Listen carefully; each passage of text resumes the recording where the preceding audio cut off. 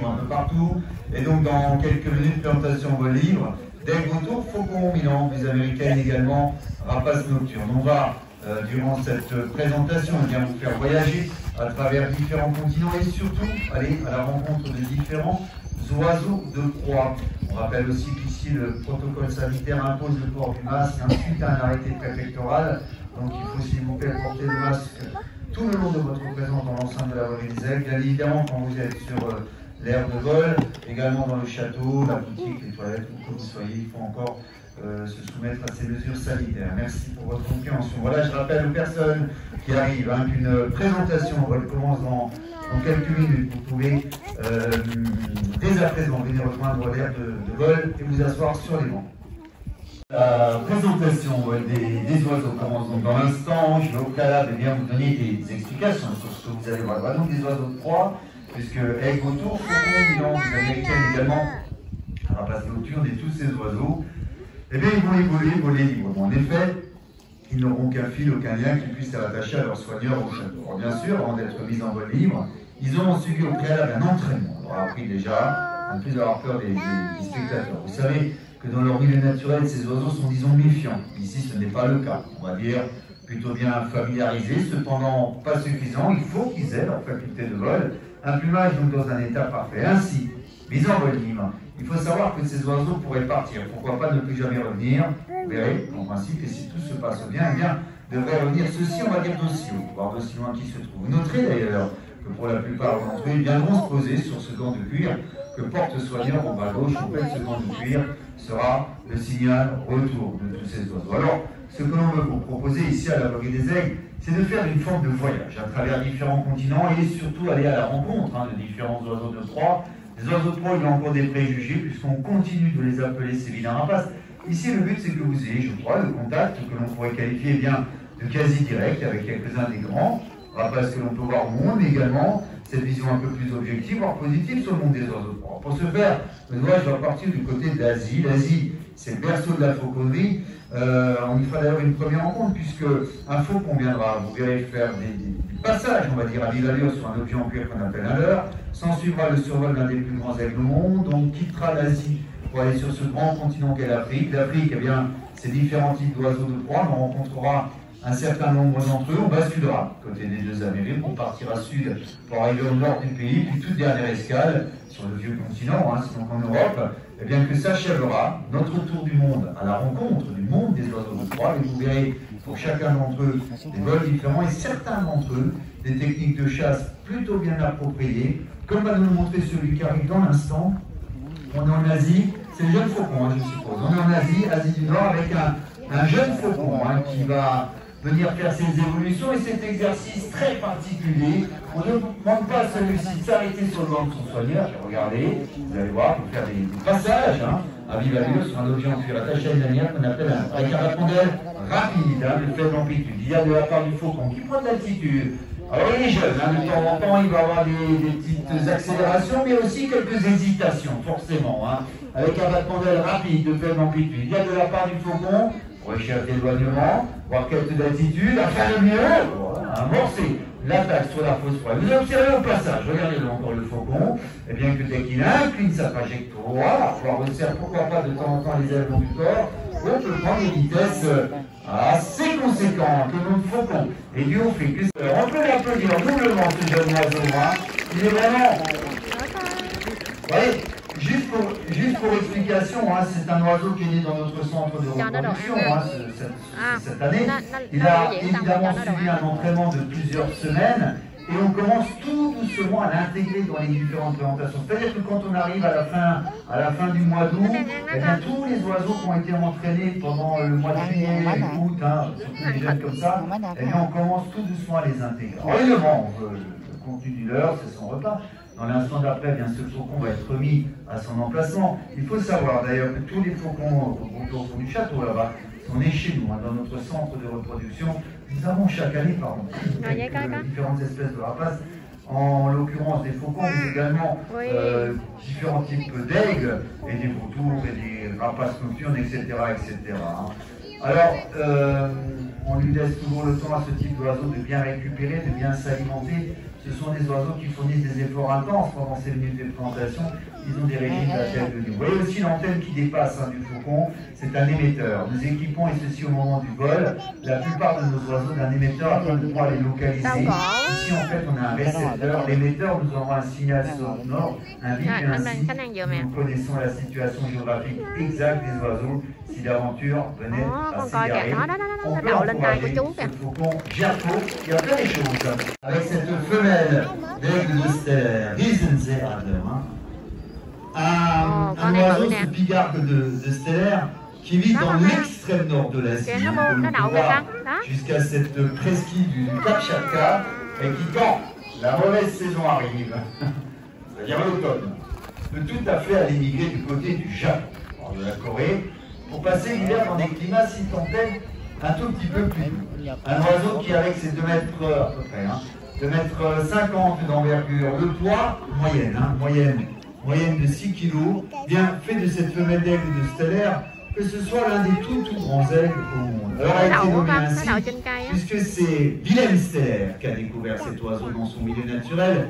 Wilhelm Steller qui était un explorateur, un zoologue allemand du XVIIIe siècle. Un oiseau, on le voit, regardez, dont la puissance ascensionnelle est remarquable, parce qu'il faut un sérieux coup d'aile pour arriver vers son objectif. Il faut dépenser de l'énergie, et décoller pour un rapace, c'est quelque chose de violent. C'est là où ils vont mettre toute leur puissance, toute leur énergie, et c'est surtout pour cela qu'ils ont besoin d'avoir des conditions qui leur permettent d'évoluer à travers ciel sans dépenser d'énergie. C'est-à-dire qu'il faut, pour les rapaces, des ascendances thermiques ou mécaniques qui leur servent justement à pouvoir explorer leur territoire sans dépenser cette énergie. Un oiseau dont le bec, couleur jaune très prononcée, qui lui permet de pouvoir déchiqueter source de nourriture. En règle générale, ce sont des poissons type saumon, mais elle peut être tout à fait à l'occasion charognarde, peut prélever de la nourriture sur les cadavres d'animaux, les cerfs, les renards polaires, les phoques. En fait, les sources alimentaires sont finalement très variables, très éclectiques, et dépendent bien évidemment dans quelle zone géographique se situe cet oiseau à un moment. Saget sagittaire, vers secrétaire. Un oiseau qui vit comme indiqué, dans ces grandes plaines africaines, dans ces savanes africaines. Et il faut savoir cái con hồi nãy nó nhốt trong chuồng đó cơ. Giờ nó ra nè. Châu Phi. Con này châu Phi à. Cái chừng cao ghê ha. Nó lại gần nè. Nè, con coi nha. Nó lại gần mình nè.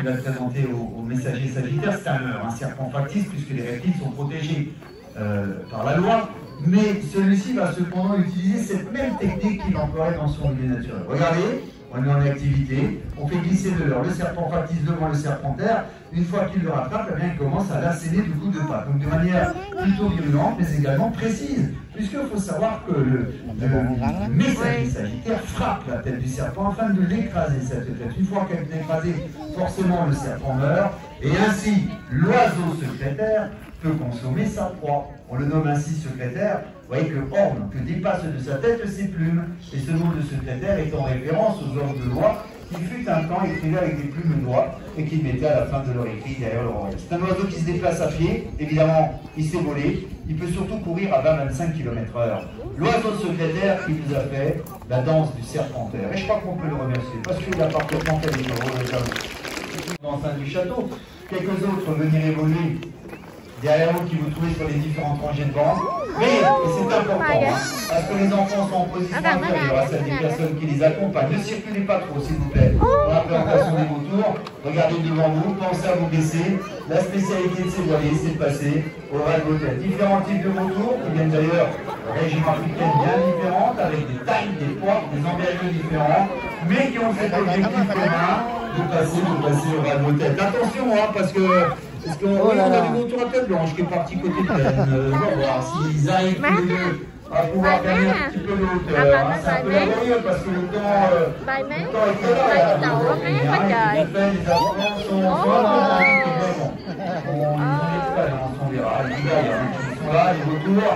Vous allez voir que pour la plupart d'entre eux, eh bien, il va falloir un bon battement d'aile à ces oiseaux pour à chaque fois rejoindre objectif, c'est-à-dire soigneur, qui sollicite les approches, forcément.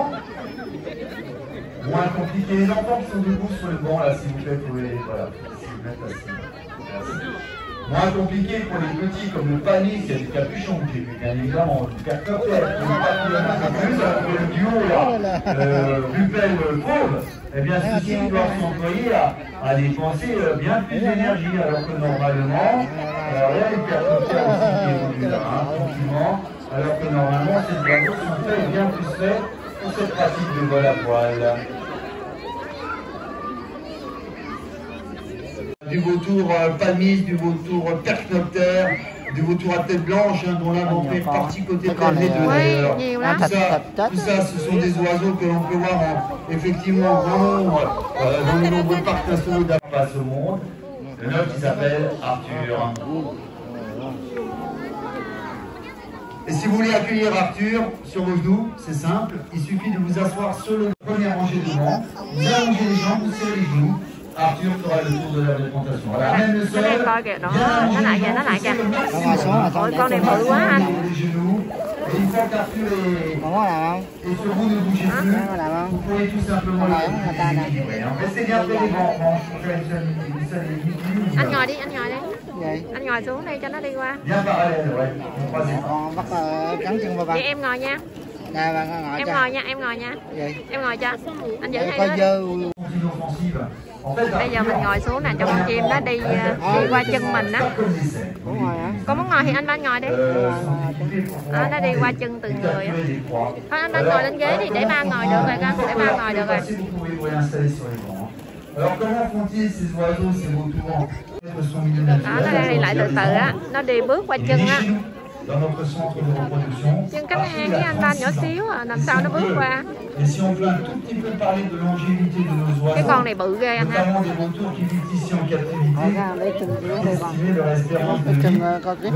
Chân cánh ngang nhỏ xíu à. Chân ba ba thôi. Thôi để chân ba nè, con coi nè, lại chân ba ba coi nè. Nè nó tới nè. Un oiseau inapprochable hein, dans son milieu naturel,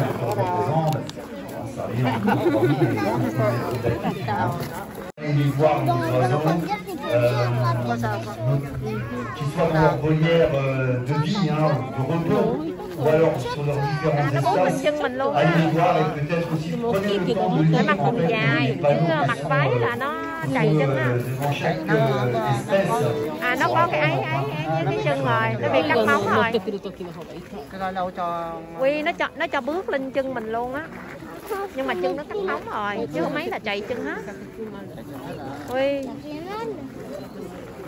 Em tưởng là bước qua, nhưng mà lại gần là nó bước lên chân mình luôn. Có đạp chân con. Có đạp chân con hả? Nè bây giờ nó cho em bé ấy nè. Nè anh coi nè, nó cho em bé làm gì nè. Tại nó sát khuẩn tay em bé rồi, chắc cho làm gì đó.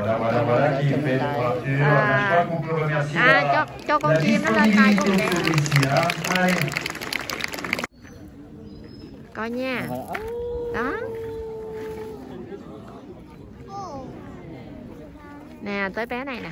Il y en a une et il y a l'autre à suivre. Hein. Des oiseaux cébus qui ont la particularité dans leur milieu naturel de vivre en groupe. À, một con mà ba truyền có 4 bé. Cette forme, elle se déplace, chasse, source de menu variable, puisqu'elles peuvent se nourrir de rongeurs, mammifères, insectes, mais également d'oiseaux, chasseurs d'oiseaux cébus. Alors en France, en Europe, on en a. Il y en a une qui tarde quand même. Hein. On va peut-être faire... En France, en Europe, on en a des buses. Hein. On va faire peut-être un grand carré là. Tới bé này ra đó. En France, en Europe, on en a. Đó con coi nè, con coi anh nè, anh có con chim đậu lên tay nè. Puisqu'on peut en voir un nombre assez conséquent, vous avoir des routes et autoroutes. Nó lại đằng kia. En station, on pose sur les pylônes électriques et autres poteaux téléphoniques. Plus grandes, plus volumineuses des buses européennes, avec leur mètre 10-20 d'envergure. Leur poids de 1 kg à 1 kg 100. Là, la base, hein, c'est 1 mètre d'envergure, un poids entre 700 et 900 grammes. Elles ont des serres, les buses. Hein. Ça accroche de temps en temps dans les coutures de gants. Ouais, elle arrive, ça y est, enfin.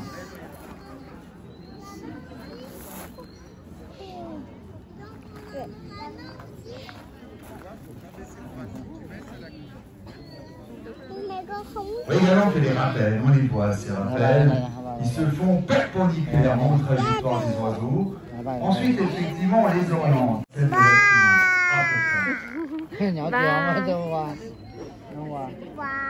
Bye. Nè, tới chị nè, tới chị nè. Que les oiseaux que l'on présente sont nourris au moment de leur vol. Alors bien sûr, il y a un quota de nourriture qu'on doit respecter. À partir du moment où on estime qu'il est atteint, on pense à les rentrer. Pourquoi? Eh bien, parfois, ils sont amenés à faire plusieurs représentations. Et si ce n'est pas le cas, on ferait de toute façon le lendemain. Nous sommes ouverts au quotidien.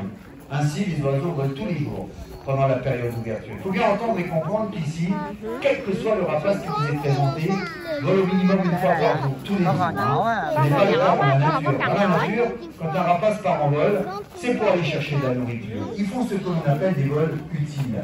Et si tant est de vie, c'est de des sources de nourriture cachées sous des couches de neige épaisses de l'ordre de 40 cm. Comment font-ils en règle générale ces oiseaux mûrs pour recueillir leur proie?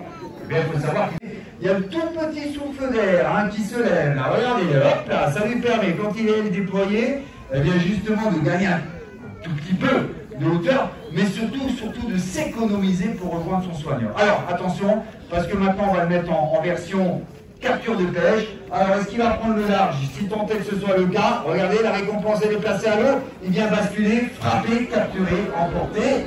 On peut l'applaudir. Et d'ailleurs, le balai aérien, allez, le souffle d'air sud-sud-est qui permet à ces oiseaux, regardez, de pouvoir évoluer très facilement avec, si vous le constatez, la prise ne se fait pas avec du bec, mais bien avec des pattes, des serres, et qu'il y a un transfert direct, instantané de la patte au bec avec cette consommation dans l'instant du cadeau. Alors, ce qui nous a valu de leur proposer cette poupe, c'est bien fait ça, cette technique dans leur milieu naturel, c'est pouvoir, et à l'occasion, capturer des papillons, libellules, gros coléoptères, toutes sortes d'insectes, amateurs de poissons de petite taille. On peut les voir, eh bien, sur les dépôts d'ordures.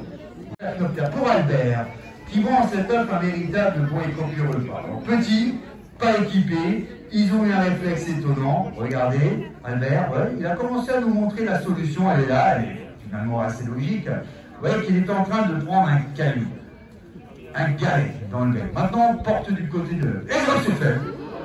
Avancez avec force, précision et conviction.